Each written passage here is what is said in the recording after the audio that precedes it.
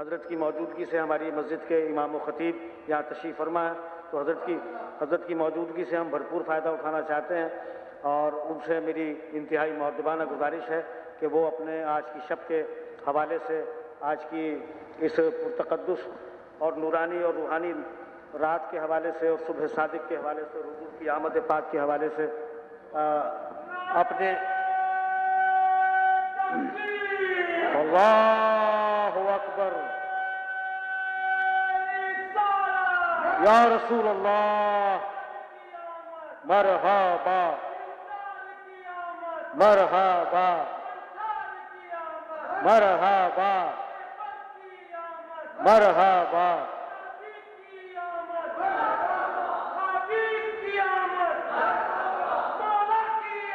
مرحبا یا رسول اللہ لبیک لبیک لبیک یا رسول اللہ لبیک۔ تو میں انتہائی مؤدبانہ گزارش کروں گا مسجد حضرہ کے امام و خطیب، میں نام سے واقف نہیں ہوں لیکن میں سمجھتا ہوں کہ تمام لوگ واقف ہیں، نام لینے کی ضرورت بھی کیا ہے، اور حضرت اس سے بے نیاز بھی ہیں ماشاءاللہ، تو بس اس وقت اس کے تکلف میں پڑھنے کی ضرورت نہیں۔ تو میں چاہتا ہوں کہ آج کی اس نورانی اور روحانی اور وجدانی شب اور صبح صادق کے حوالے سے اپنے افکار و خیالات کا اظہار فرمائے۔ نحمده ونصلي ونسلم على رسوله الكريم اما بعد فاعوذ بالله من الشيطان الرجيم بسم الله الرحمن الرحيم واما بنعمة ربك فحدث صدق الله مولانا العظيم وبلغنا رسوله النبي الكريم الامين مولاي صل وسلم دائما ابدا على حبيبك خير الخلق كلهم هو الحبيب الذي ترجى شفاعته لكل حول من الأحوال مقتحم يا ربي بالمصطفى بلغ مقاصدنا واغفر لنا ما مضى يا واسع الكرم۔ حمد و صلاۃ کے بعد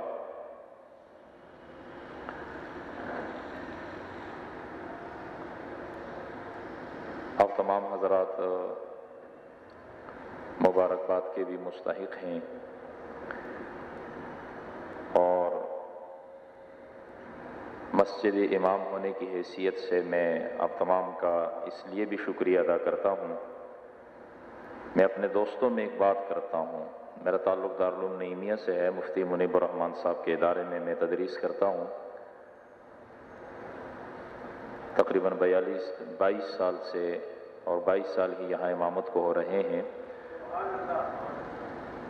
کئی مرحلے آئے، کئی لوگ آئے اور گزرے ہمارے ساتھ، کئی ہمارے دوست ہیں جو ہمارے ساتھ پڑھا رہے ہیں اور دوسرے علاقوں میں پڑھا رہے ہیں۔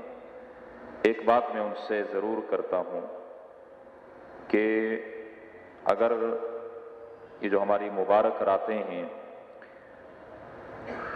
27ویں رمضان کا ہوتا ہے، 15 شعبان کا ہوتا ہے، محرم کی راتیں ہوتی ہیں، اور تمام راتوں سے افضل ترین رات میلاد النبی صلی اللہ علیہ وآلہ وسلم کی رات ہوتی ہے۔ اس میں اگر ہمیں کہیں اور جانا پڑ جائے، کسی کام سے جانا پڑ جائے، کوئی اور محفل میں جانا پڑ جائے، تو بندے کو یہ فکر ہوتی ہے کہ ہماری مسجد کا کیا بنے گا اگر ہم وہاں سے چلے گئے۔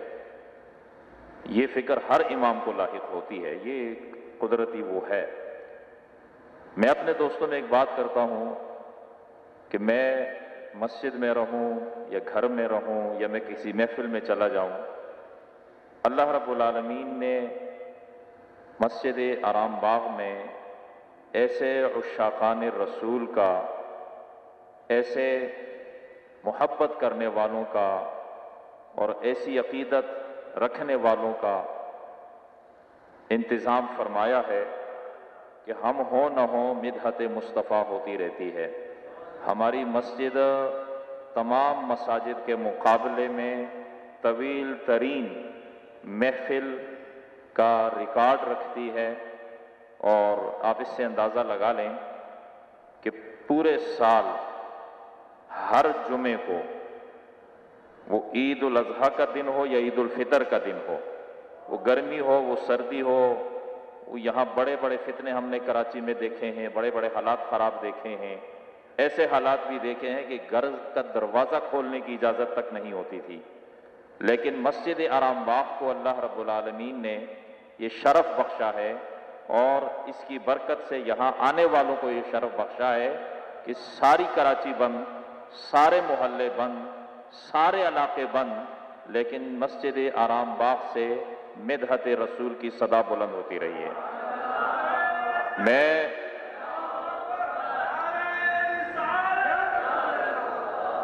میں ذاتی طور پر آپ تمام حضرات سے اظہار تشکر کرتا ہوں۔ ہمارے سید اعجاز الدین شاہ صاحب رحمہ اللہ، ہم نے ان سے بہت کچھ سیکھا ہے، بڑے بڑے ہوتے ہیں اور سیکھنا یہ ہماری فطرت ہے۔ اللہ ہم سب کو ہمیشہ سیکھنے کی سعادت نصیب فرمائے۔ جیسے ہم کہتے ہیں کہ الحمدللہ ہم ساری زندگی طالب علم ہیں، سیکھتے رہیں گے۔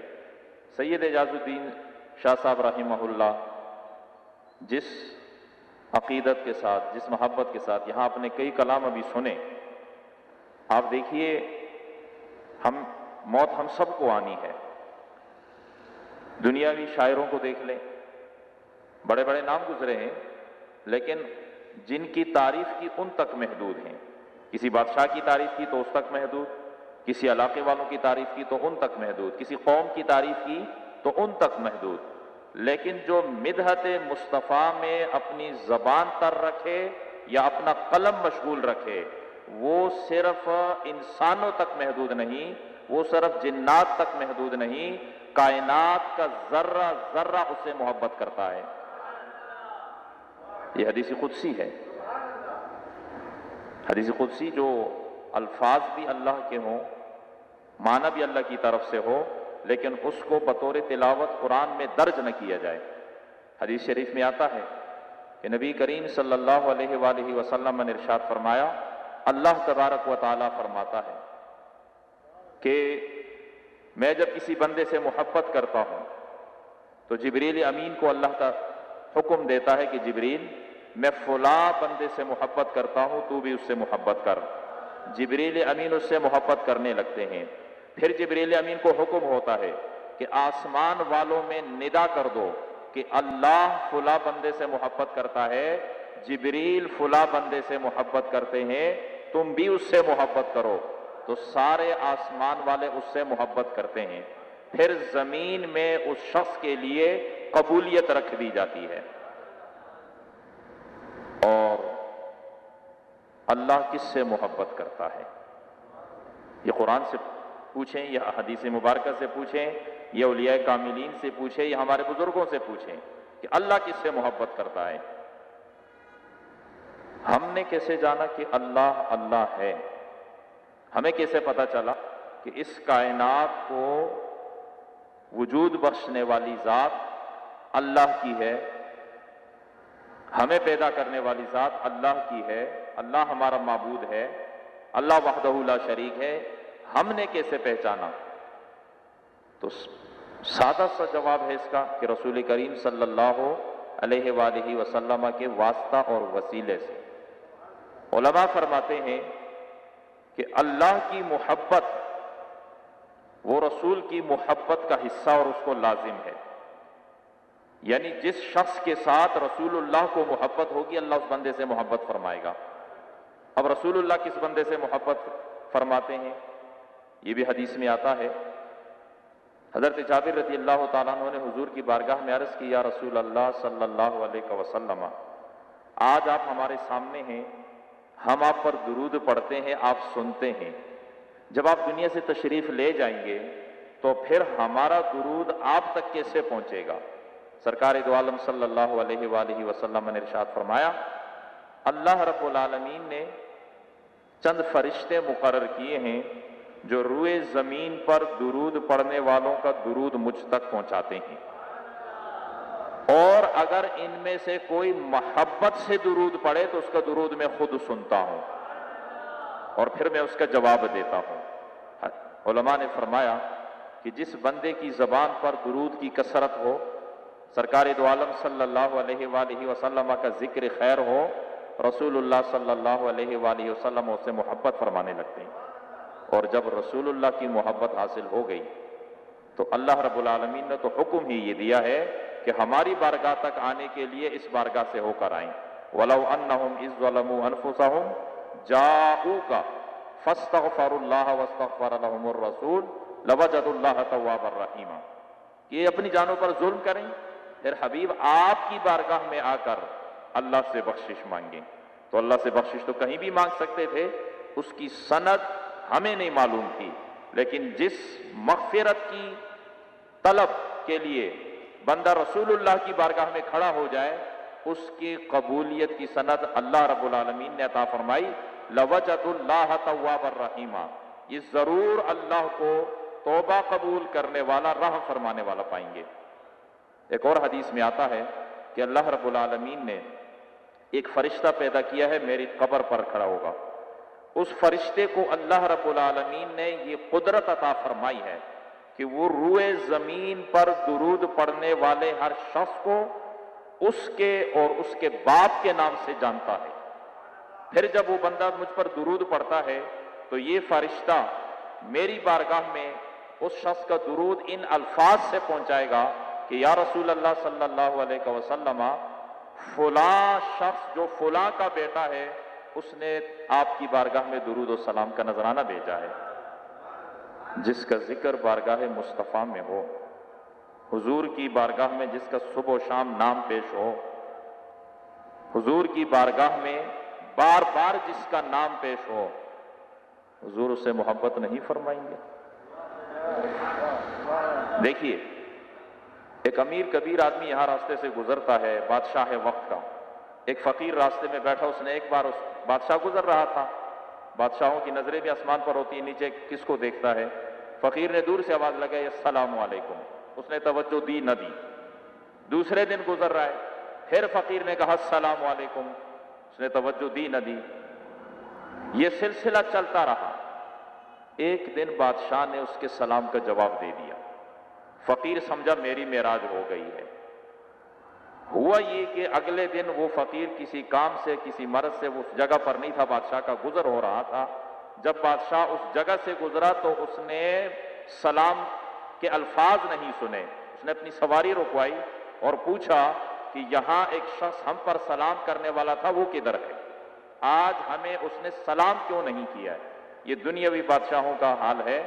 جو اللہ کا محبوب ہے، رسول کریم صلی اللہ علیہ وآلہ وسلم، علماء فرماتے ہیں کہ جو شخص پابندی کے ساتھ، چاہے وہ 3 دفعہ پڑھے، وہ 10 دفعہ پڑھے، وہ 100 دفعہ، پابندی کے ساتھ جو رسول اللہ کی بارگاہ میں سلام بھیجتا ہے، حضور علیہ الصلوۃ والتسلیم، اب آپ نے حدیث سماعت فرما لی، خود سماعت فرماتے ہیں.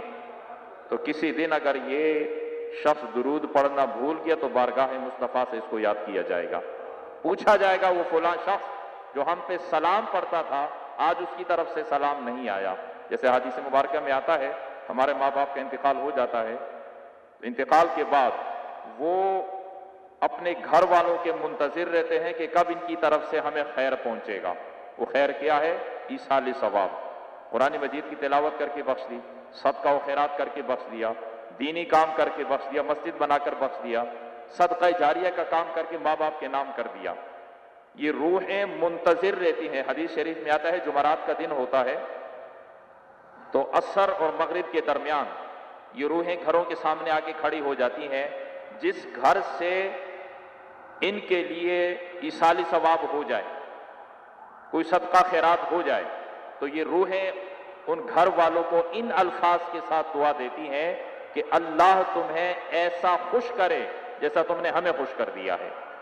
اور اگر کسی گھر سے اپنے ماں باپ کو یا جو بھی وصال فرما گئے ان کو ایصال ثواب نہ ہو اور وہ انتظار کرتے کرتے مغرب ہو جاتی ہے، تو ساتھ والے میتیں جو بھی انتقال کر چکے تھے وہ اس سے پوچھتے ہیں کہ تیرے پاس ابھی تک خیر نہیں پہنچا ہے، تیرے گھر والوں نے تجھے بھلا دیا ہے. تو وہ روح، وہ میت اس گھر والوں کو ان الفاظ کے ساتھ بد دعا دیتے ہیں کہ جس طرح تم نے ہمیں بھلا دیا ہے، اللہ تمہیں اپنی رحمت سے اس طرح بھلا دے. یہ تو عام لوگوں کی حالت ہے. تو جو شخص سرکار دو عالم صلی اللہ علیہ وآلہ وسلم کی بارگاہ میں پابندی کے ساتھ صلاۃ و سلام عقیدت کے پھول نچھاور کرے گا، حضور کی مدح سرائی کرتا رہے گا، حضور علیہ الصلاۃ والتسلیم اس پر کتنا کرم فرمائیں گے۔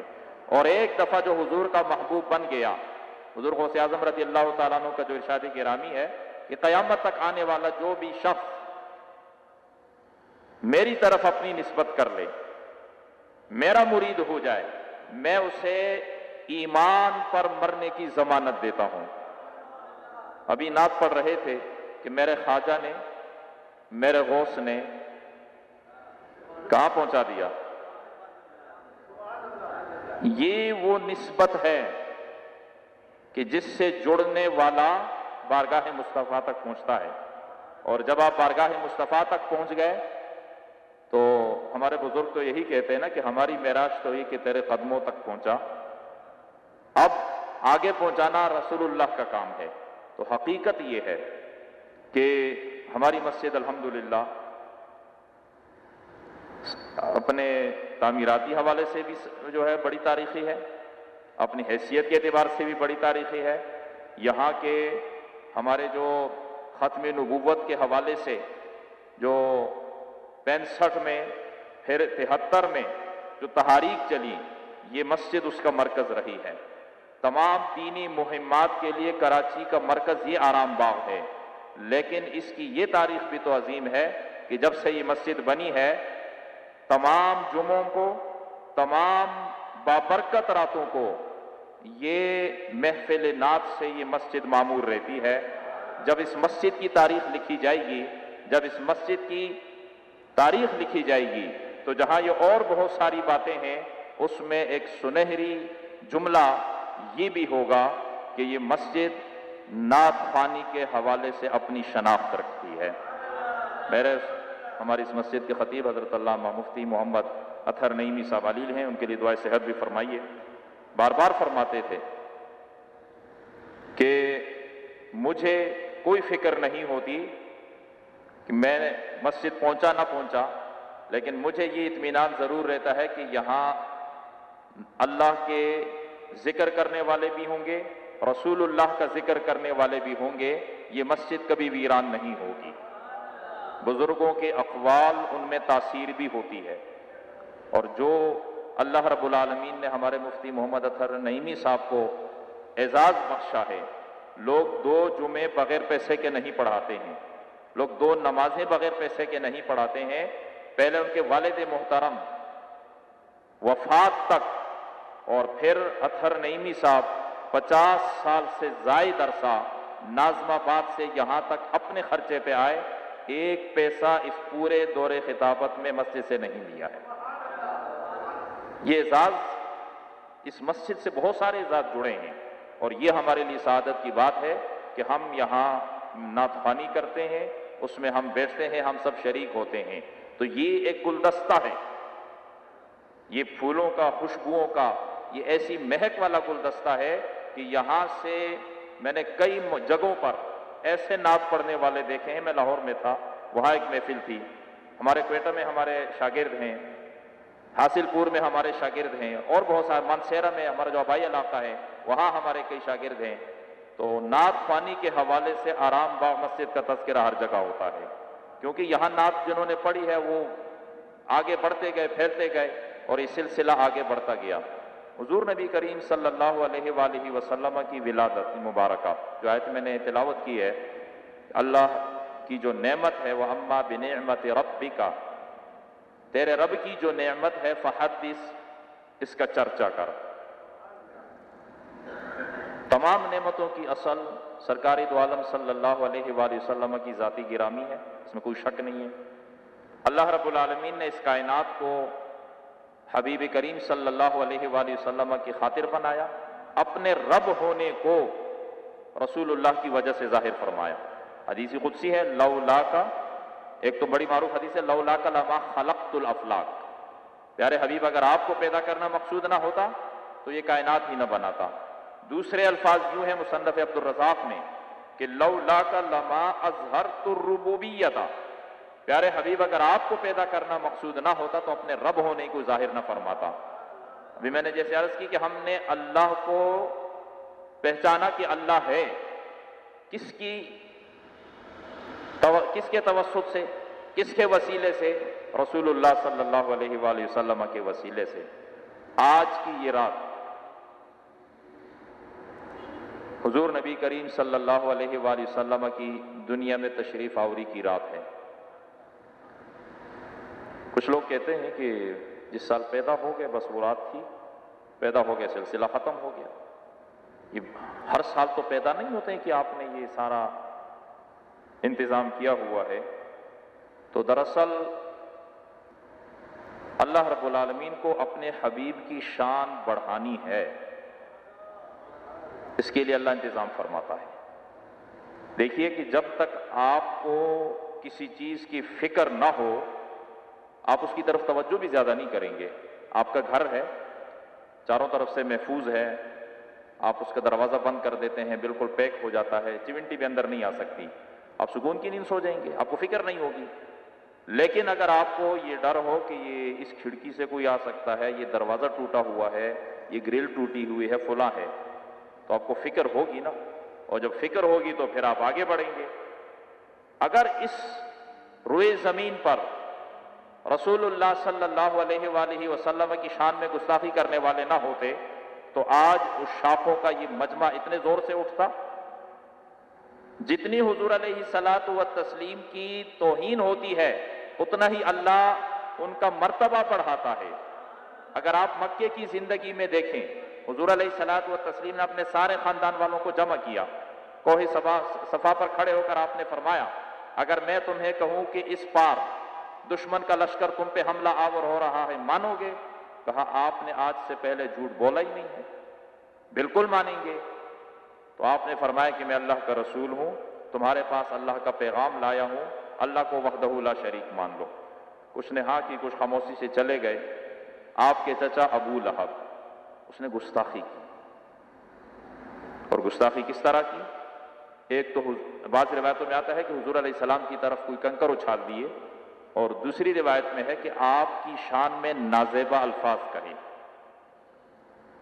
جو الفاظ ابو لہب نے حضور علیہ الصلاۃ والتسلیم کی شان میں بطور گستاخی کہے، اللہ رب العالمین نے انہی الفاظ کے ساتھ ابو لہب کی مذمت قرآن میں نازل کی، تبت یدا ابی لہب، ابو لہب کے ہاتھ ہلاک ہو جائیں۔ اور ہاتھ کیسے ہلاک ہوئے؟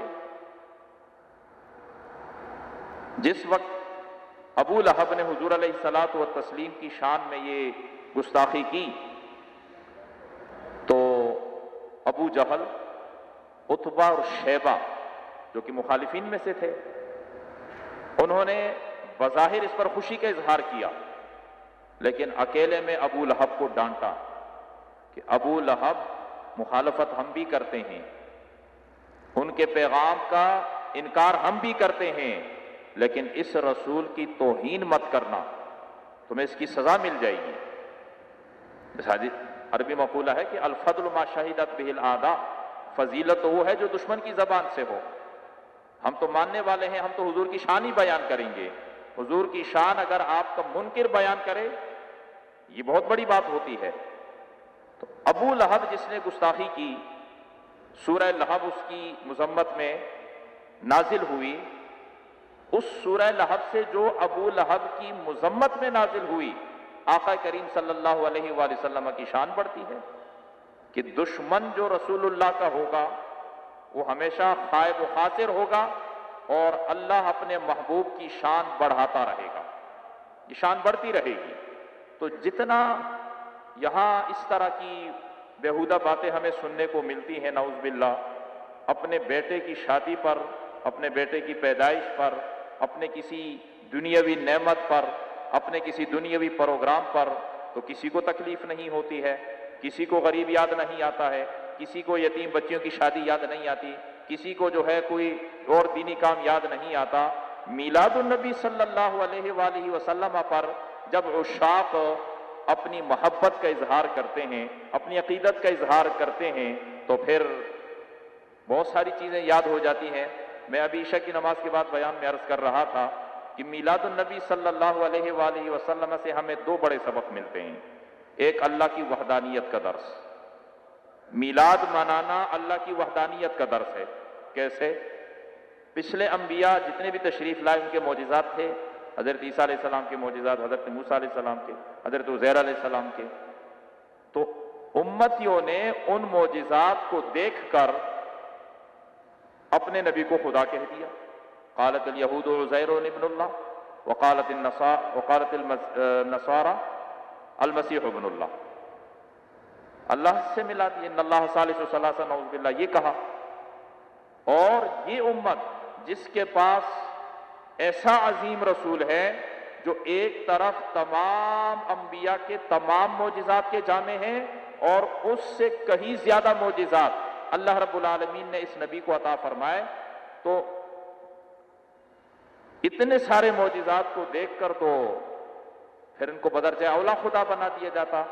یہ امت نبی کا میلاد منا کر اپنے اس عقیدے کا اظہار کرتی ہے کہ ہم اللہ کو وحدہ لا شریک مانتے ہیں، کہ نبی خدا نہیں ہے، نبی کو ہم خدا نہیں مانتے ہیں کیونکہ ہم نبی کا میلاد مناتے ہیں، اللہ کا میلاد کوئی نہیں مناتا ہے۔ دوسرا، یہ جو غریب کی باتیں ہوتی ہیں، یہ جو پیسہ خرچ کر دیا، یہ فلاں کر دیا، حالانکہ میلاد پر جو پیسہ خرچ ہوتا ہے یہ جاتا کہاں ہے؟ یہ سب غریب کے جیب میں جاتا ہے۔ میلاد پر خرچ ہونے والا پیسہ کسی امیر کے جیب میں نہیں جاتا، میلاد پر خرچ ہونے والا سارا غریب کے جیب میں جاتا ہے۔ یہ جو دری بچھائی ہے کہاں سے آئی ہے؟ وزیر اعظم نے بھیجی ہے۔ یہ جو مائک سسٹم لگانے والے ہیں کیا یہ وہ گورنر کا ہے؟ یہ جو کھانا پکا کر لانے والے ہیں کیا یہ وزیر اعلیٰ ہیں؟ یہ سارے ہماری طرح کے متوسط طبقے کے لوگ ہیں، ہمارے بھائی ہیں، ہماری طرح زمین پر بیٹھنے والے لوگ ہیں۔ تو میلاد منانا یہ اللہ کی وحدانیت کا بھی درس ہے، اور میلاد منانا یہ خلق خدا پر رحم کرنے کا بھی درس ہے۔ ہم اس نبی کا میلاد منا رہے ہیں جس کی تشریف آوری کے لیے سارے انبیاء نے بشارتیں دی، بے شمار مخلوقات نے اس نبی کی آمد کا انتظار کیا، اور کتنے خوش قسمت ہیں ہم کہ ہمیں اللہ نے اس نبی کی امت میں پیدا کر دیا ہے۔ کتنے عظیم ہیں ہم، اپنی خوشبختیوں پر جتنا ناز کریں وہ کم ہے، جتنا شکر ادا کریں نہیں ہو سکتا ہے، اور جتنی ہم رسول اللہ کی تعریف کریں نہیں ہو سکتی ہے کہ لا يمکن الثناء کما کان حقہ بعد از خدا بزرگ تو یہ قصہ مختصر۔ لوگوں کے قلم خوش ہو گئے، لوگوں کی زبانیں خوش ہو گئیں، اور تعریف کرنے والے، شعر و شاعری کرنے والے 2 سال، 100 سال، 1.5 سال کی زندگی پا کر وہ رسول اللہ کی تعریف کرتے رہے، لیکن ہر ایک نے آخر میں اپنے اس عجز کا اظہار کیا کہ لا يمکن الثناء کما کان حقہ بعد از خدا بزرگ تو یہ قصہ مختصر۔ حضرت حسان بن ثابت نے کیا کہا تھا؟ حضور علیہ الصلوۃ والتسلیم کی بارگاہ کے شاعر تھے۔ یہ بات ہمارے مفتی اطہر نعیمی صاحب نے بھی بیان کی کہ نعت پڑھنا صحابی کی سنت ہے، نعت سننا رسول اللہ کی سنت ہے۔ کیا ہوا تھا؟ کتنی معروف حدیث ہے کہ حضور علیہ الصلوۃ والتسلیم نے مسجد نبوی میں حضرت حسان کے لیے ممبر بچھایا، اس ممبر پر حسان کو بٹھا کر کہا کہ ہماری شان بیان کرو، اور خود زمین پر تشریف فرما ہوئے۔ نعت خواہ کو اللہ نے یہ اعزاز بھی بخشا ہے۔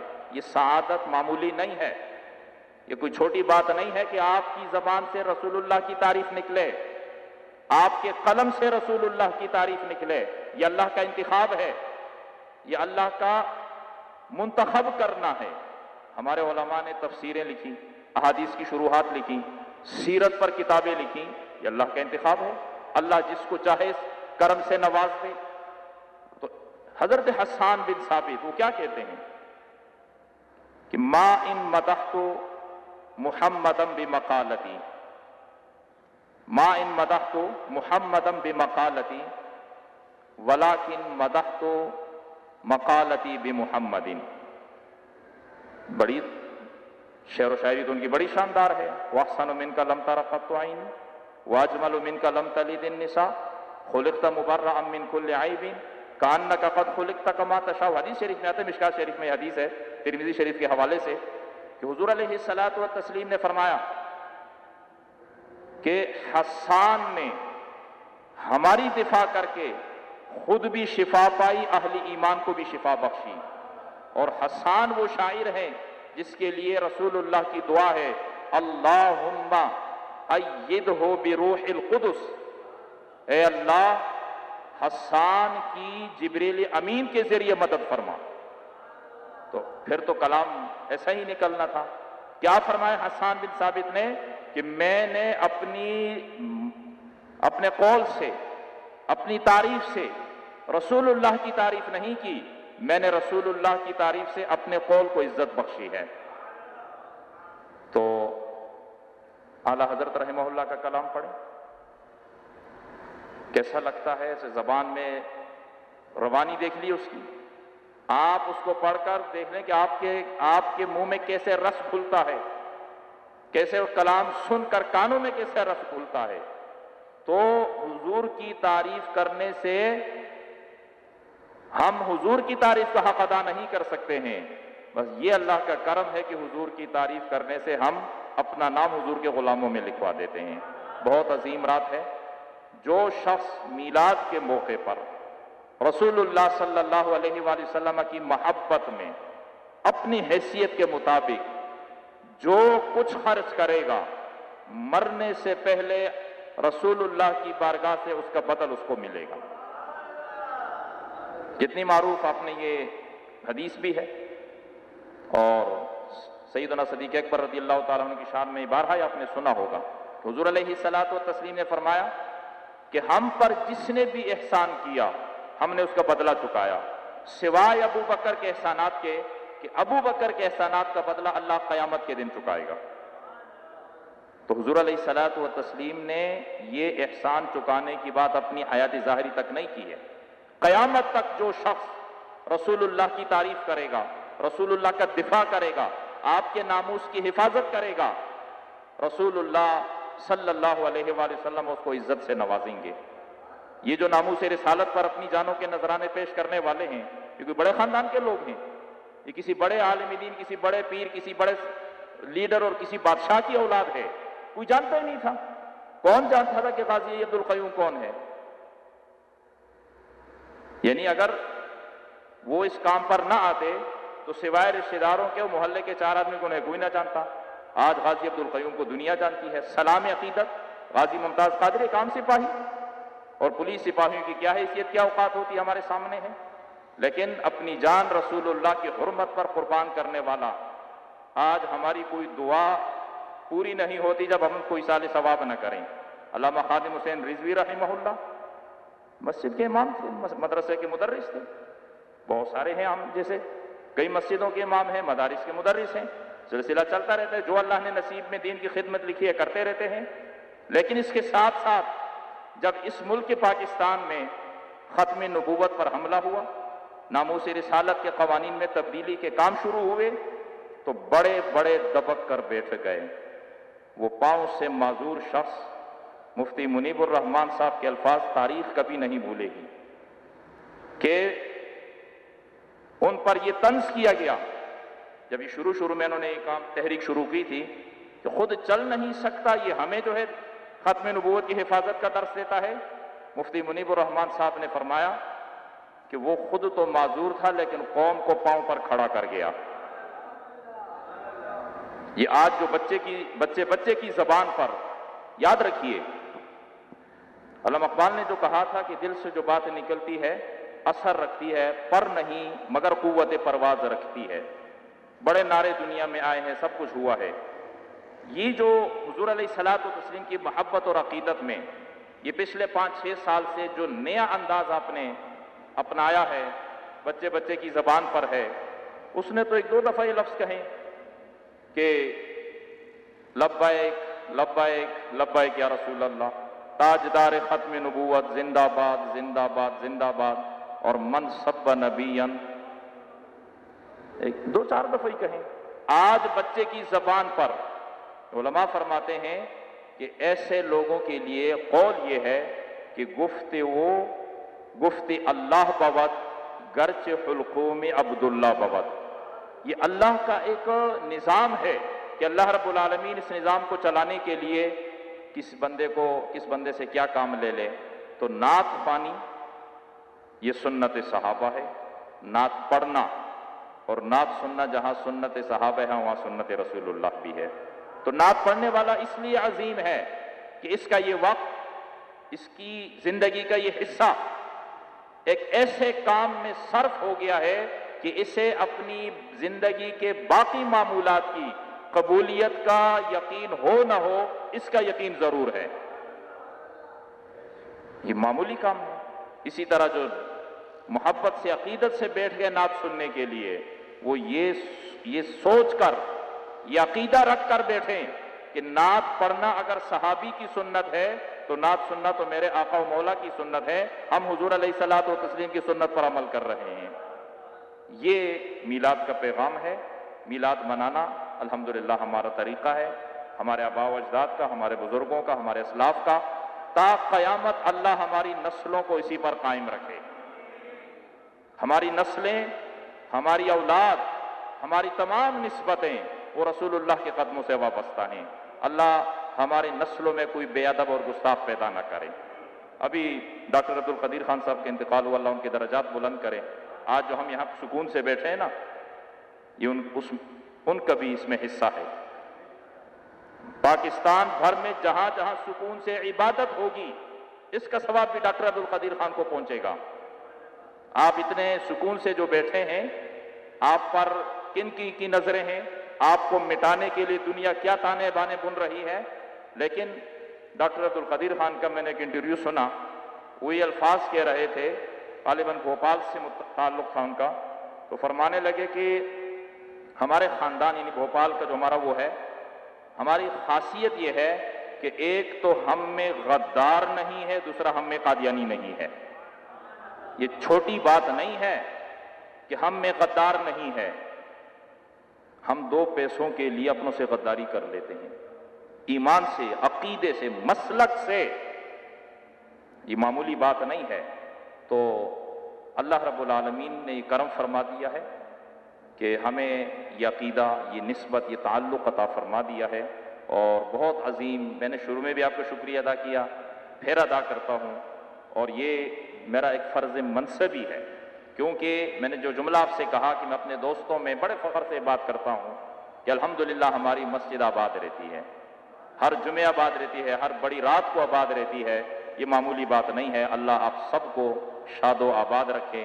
ہمارے سید اعجاز الدین شاہ صاحب رحمہ اللہ، قمر انجم صاحب رحمہ اللہ، یہ سب، میں نے بھی جملہ کہا نا کہ جس طرح ڈاکٹر عبدالقدیر کو اس کا ثواب ملتا ہے، تو حدیث میں تو یہ آتا ہے کہ جس نے نیک کام شروع کیا اسے اس کا ثواب بھی ملے گا. اس پر عمل کرنے والے جب تک کرتے رہیں گے، ان سب کو جتنا ثواب ملتا ہے ان سب کے برابر اس شروع کرنے والے کو ملے گا. ان کے اجر میں کوئی کمی نہیں ہوگی. تو جنہوں نے ایجاد کیا، جنہوں نے شروع کیا، جو اس کو لے کر چل رہے ہیں، بس اس انجمن کا حصہ آپ رہیں، یہاں جڑے رہیں، آتے رہیں، نصیب بناتے رہیں، قسمت جگاتے رہیں. اللہ ہم سب کا حامی و ناصر ہو. وما توفیق اللہ.